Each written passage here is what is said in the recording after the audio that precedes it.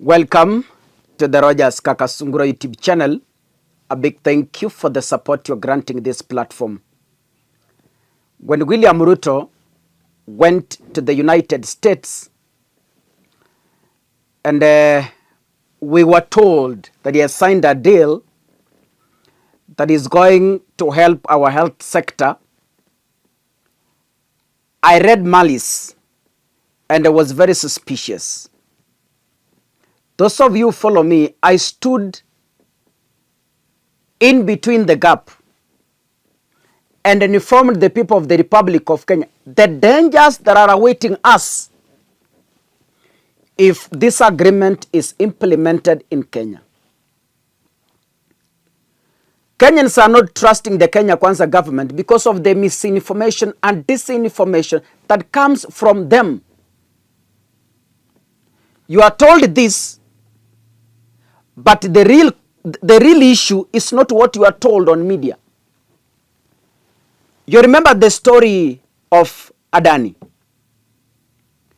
We were told Adani is coming to rescue JKIA. Little did we know they were coming to take over JKIA for 30 years.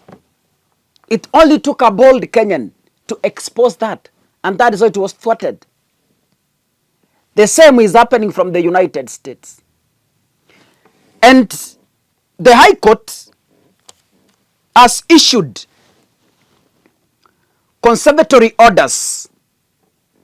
As I am speaking, the orders that have halted the recently signed Kenya-US Health Cooperation Agreement. And the ruling now temporarily stops its implementation. The biggest question Kenyans are asking from this issue is, how is our data safe? Are we really protected? Could there be some people hiding in this agreement to sell our data to make money for the 2027 campaigns? I don't know. That's just a question I'm asking like any other Kenyan. This pact was concluded last week when the Kenya Kwanza bloggers went on social media to brag how Kenya has become the first country to sign such an agreement. Ask yourself, yani, kwa hii miaka yote Kenya has become the first country. Why not other countries? Kwa nini? Even in the village when you want to marry, if you see a woman no man wants to talk to, there's a problem. You want to marry a girl in the village, but you are told no man has ever approached that girl. You are the first one to approach her. There's a problem. You need to go back and ask yourself, when the deal is too good, they tell us, you think twice. Justice Bahati Mwamunye has suspended the section of the agreement that allows the transfer and handing of health and personal data, noting that this part of the deal raises significant legal and privacy concerns. Of course, that is what we are asking. Why should we be forced to share our data to foreigners? Is this how low we've stood? Is this how low Kenya Kwanza sank? Because of personal benefits, someone wants to sell our data to foreigners. Let me read what the judgment says. A conservatory order is hereby issued, suspending, staying, and restraining the respondents, whether by themselves, their agents, or assigns, from implementing or giving effect to the health cooperation framework executed between the government of Kenya and the government of the United States of America.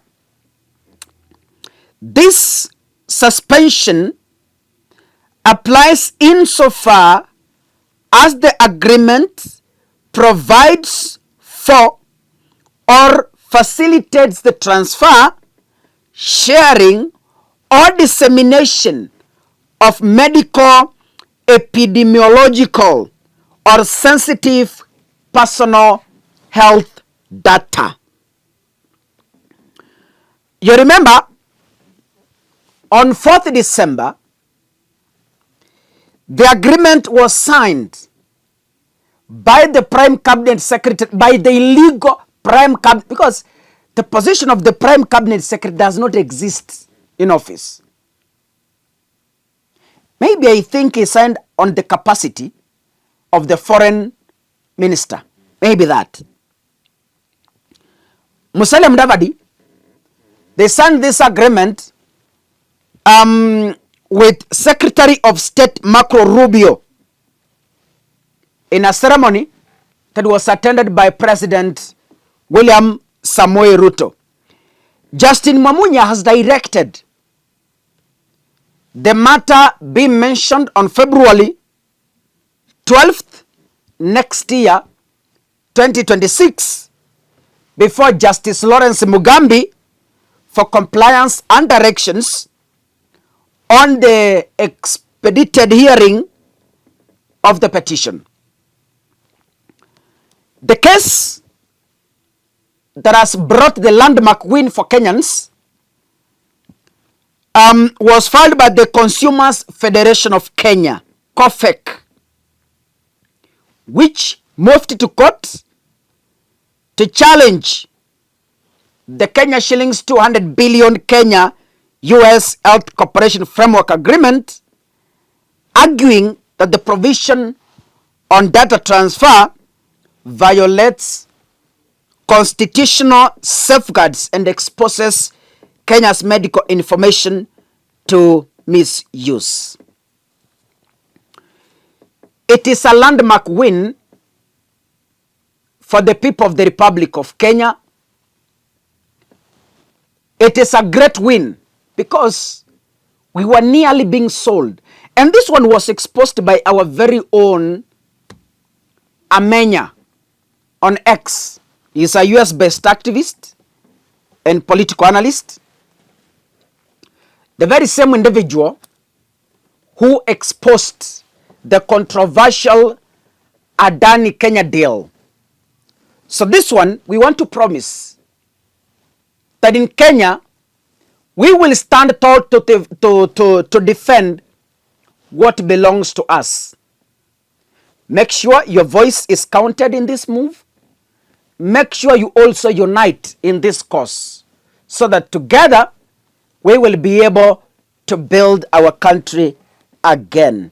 If you're watching this, kindly make sure you click the subscribe button and remember to turn on the notification bell. If you want to become a member, there is a button there indicated join. Please click that button and support this channel at the capacity of a member. God bless you. See you in the next episode. Asanteni sana.